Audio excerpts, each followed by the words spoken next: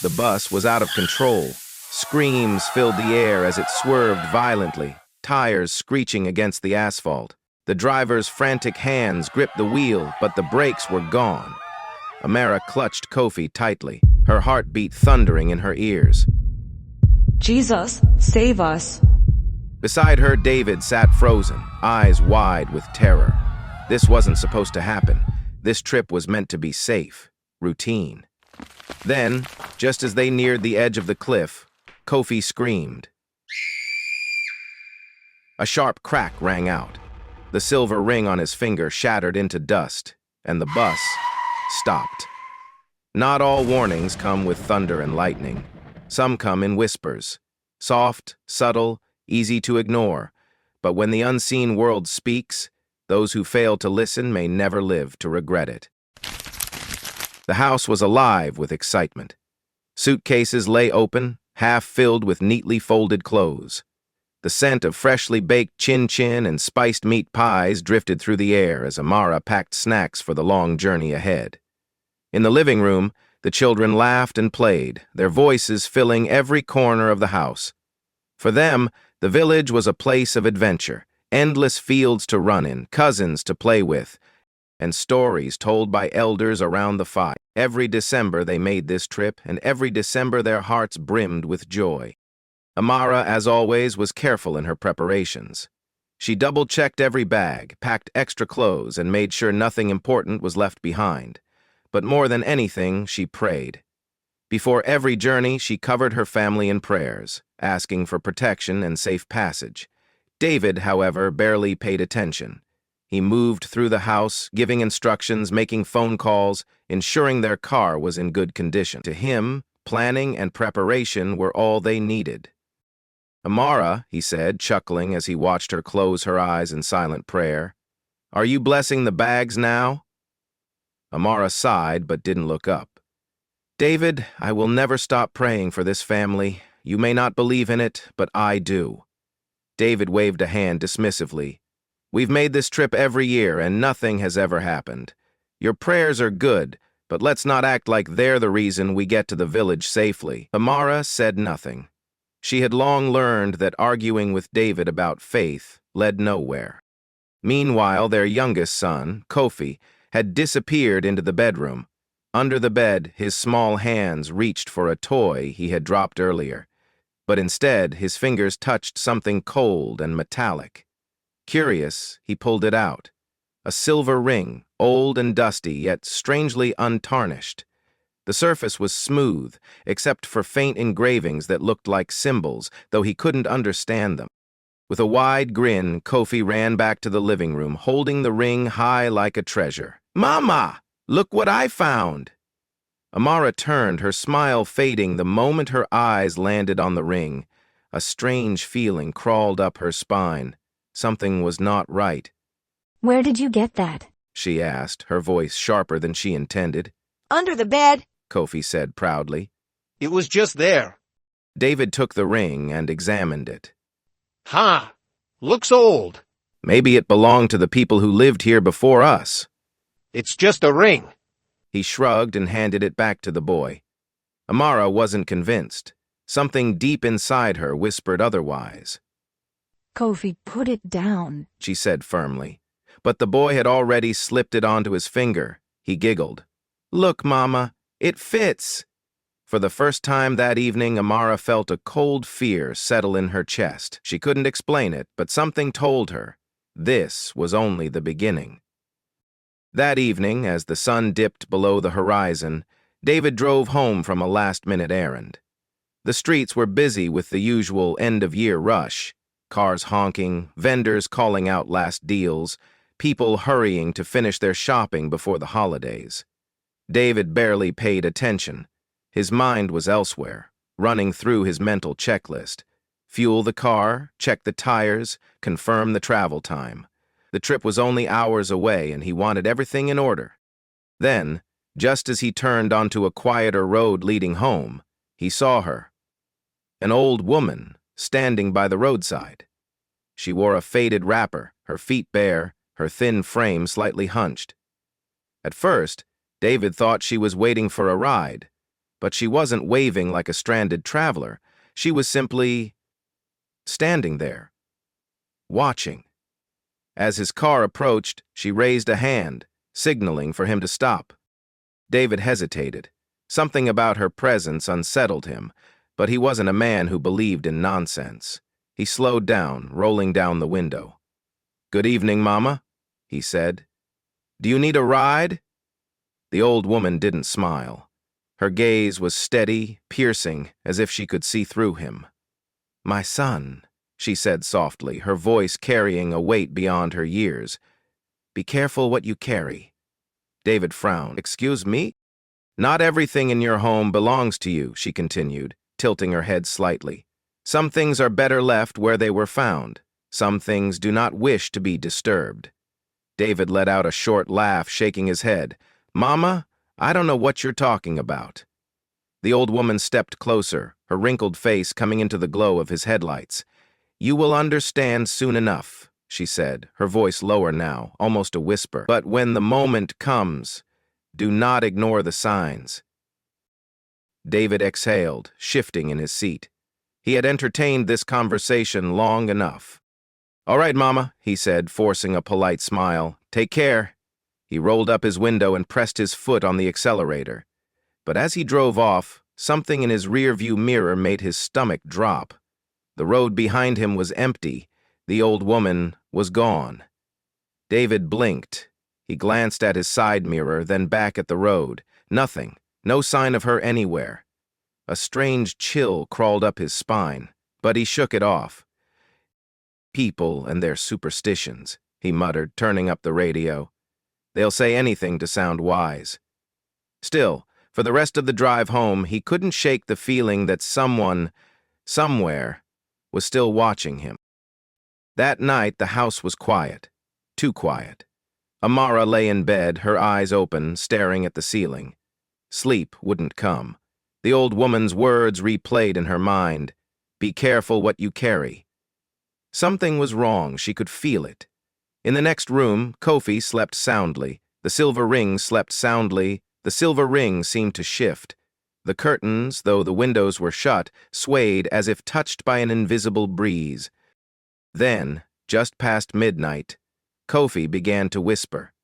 His small voice was soft at first, almost like he was talking in his sleep. But then it changed. He was answering someone. "Yes," he murmured. "I like it." A pause.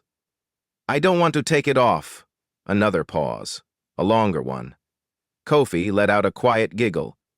"Okay, I won't tell." In the master bedroom, Amara's eyes snapped open. She had heard it. A child's whisper, except Kofi was alone. She rushed to his room, flipping on the light. Kofi stirred, rubbing his eyes. "Mama?" Amara's gaze darted around the room. "Who were you talking to?" Kofi blinked, confused. "No one." She knelt beside him, gently taking his hand. "Kofi, take off the ring." His expression changed. Just for a second, something unfamiliar flickered in his small face. Then he pulled his hand away. "I don't want to." A deep unease settled in Amara's chest. The ring wasn't just an old piece of metal. Something else was attached to it, and whatever it was, had already made itself at home. Morning came too quickly. The house was filled with the usual chaos of last-minute preparations, zipping up suitcases, searching for missing shoes, making sure nothing was forgotten. The children were excited, running around with boundless energy, their laughter filling the air. But Amara felt none of their excitement. Her spirit was restless. The feeling that had weighed on her the night before had not lifted. If anything, it had grown heavier. She had barely slept, and when she did, her dreams had been filled with shadows. Whispering voices. Faceless figures reaching for her. A cold wind that seemed to creep beneath her skin. She had tried once again to take the ring off Kofi's finger, but the boy had clung to it, insisting, "I like it, Mama. It's mine." And so, as they stepped out of the house and locked the door behind them, Amara couldn't shake the feeling that they were not leaving alone. The bus station was crowded, alive with movement. Travelers with heavy bags, vendors shouting prices, the smell of roasted corn and fried plantain filling the air. The energy of the city pulsed around them, but Amara felt disconnected, as if she were moving through a different world entirely. David, ever the practical man, led the way, securing their seats near the middle of the bus. He barely noticed his wife's quiet demeanor, too focused on getting the family settled. As they boarded, Amara hesitated at the door. She wanted to pray, needed to. She placed a hand on David's arm. "Let's pray before we leave." David sighed, shaking his head. "Amara, again with this? We've been traveling for years without problems. We don't need a prayer for every single thing." She ignored his protest. She turned to the children, her voice gentle but firm. "Close your eyes." Some passengers watched, amused. Others rolled their eyes. A few nodded and bowed their heads. Amara took a deep breath, but just as she began to pray, Kofi tugged at her sleeve. "Mama, I don't want to pray." Amara turned to him, her heart sinking. Kofi had never refused prayer before. Before she could say anything, the driver started the engine, signaling that the journey had begun. She swallowed her unease and took her seat. But as the bus pulled out of the station, a strange silence settled over her. Something felt off. The first part of the journey was smooth. The children dozed off, David scrolled through his phone, and the hum of conversation filled the bus. Amara forced herself to relax, but the feeling never left. Then, 2 hours in, it happened. A loud, shuddering bang. The bus jerked violently, passengers screaming as luggage tumbled from overhead compartments. The driver gripped the wheel, struggling for control. "The brakes!" He shouted. "They're not working!" Panic exploded inside the bus. The vehicle sped forward, swerving dangerously, skidding across the road like a beast that had broken free from its chains. Outside, the world became a blur of trees and asphalt. David grabbed onto the seat in front of him, his face pale. "What's happening?" Amara clutched Kofi, her breath coming in short gasps. "Jesus! Jesus, take control!" The driver fought desperately, but the bus was moving too fast, heading straight for a sharp bend. Beyond that bend, nothing but open air and a deep valley below. People screamed.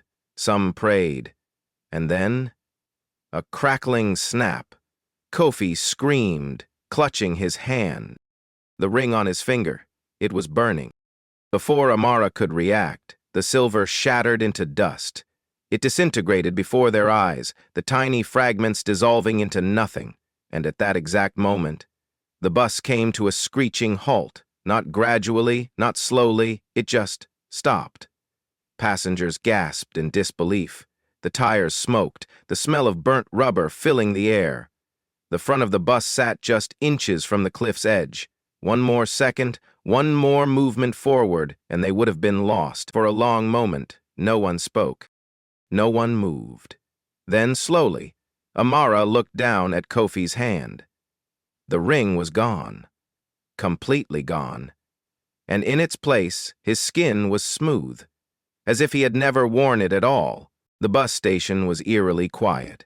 Passengers stumbled out, some collapsing to the ground, hands pressed to their chests as they whispered prayers of gratitude. Others still shook from shock, their bodies refusing to accept that they had survived. David sat frozen, his breath shallow, his hands gripping his knees so tightly his knuckles turned white. But Amara, she was staring at Kofi's hand. Where the ring had once been, there was now nothing. No mark, no burn, no sign that anything had ever been there. It was as if it had never existed. And yet, deep in her soul, she knew the truth. The ring had been the cause of everything. She turned to her husband, her voice shaking. "David, do you see now?" David looked at her, his expression unreadable. His mind fought to rationalize what had just happened, but no logic could explain it. Then, a voice, low and knowing, broke the silence. "You were warned." Amara turned sharply. An elderly man stood near the entrance of the station, his wrinkled face calm yet heavy with meaning. His deep-set eyes flickered to Kofi, then back to her. She had never seen him before, and yet it felt as though he had been waiting for them. David, still shaken, managed to find his voice.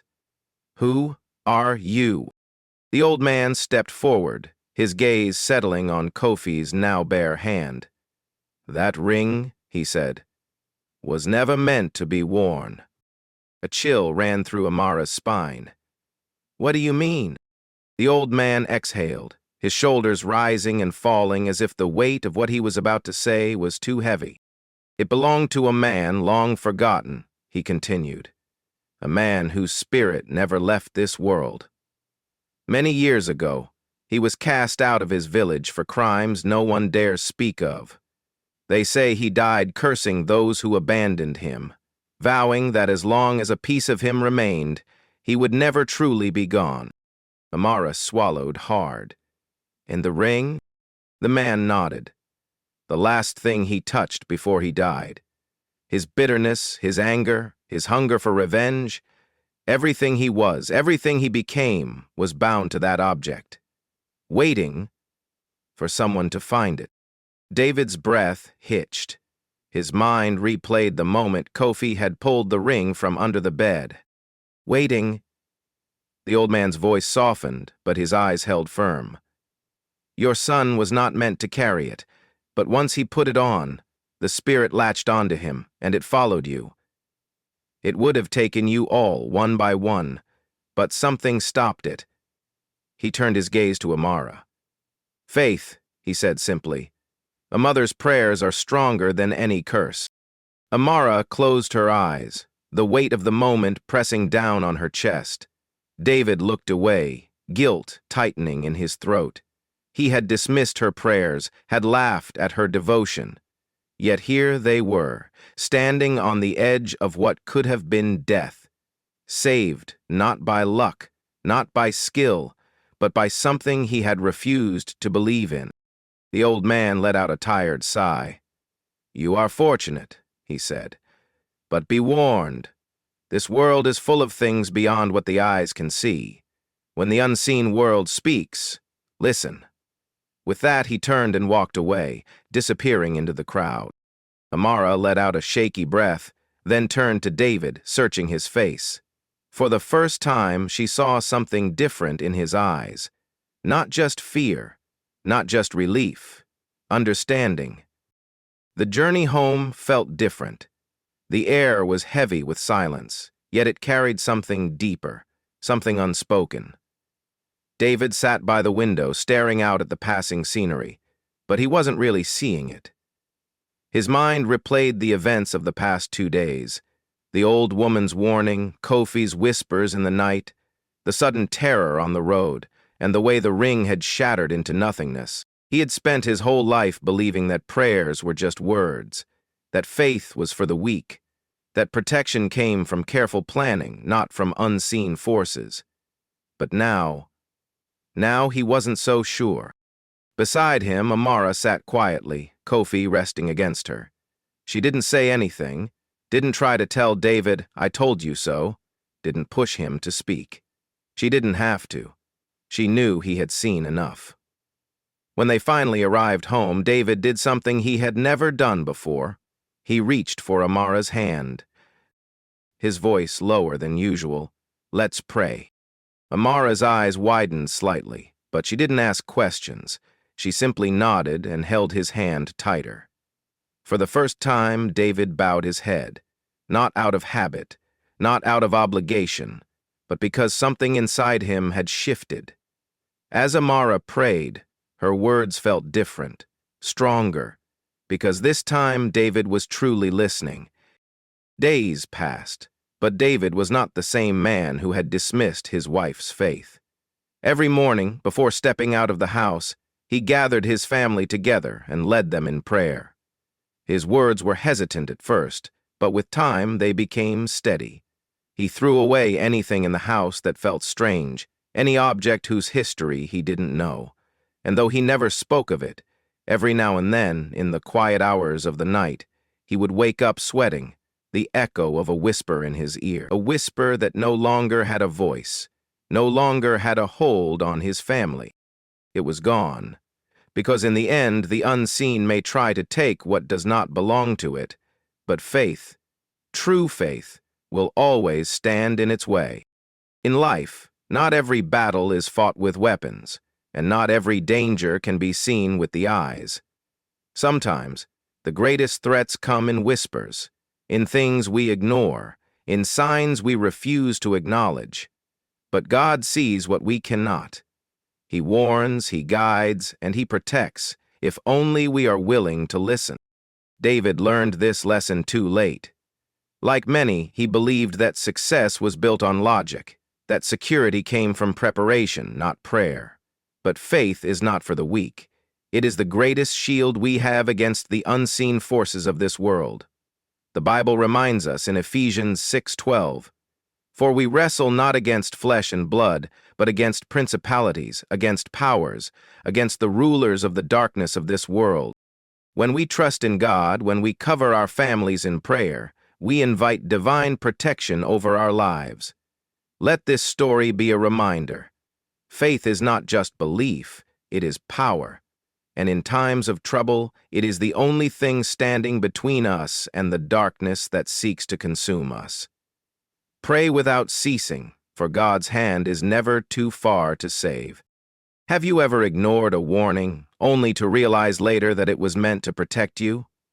Have you experienced the power of prayer in your life? Share your thoughts in the comments below. We'd love to hear your stories. If you enjoyed this story, don't forget to like, share, and subscribe to Baobab African Tales for more powerful African stories of wisdom, faith, and mystery. Until next time, stay safe, stay blessed, and always listen to the whispers of the unseen. God is always watching.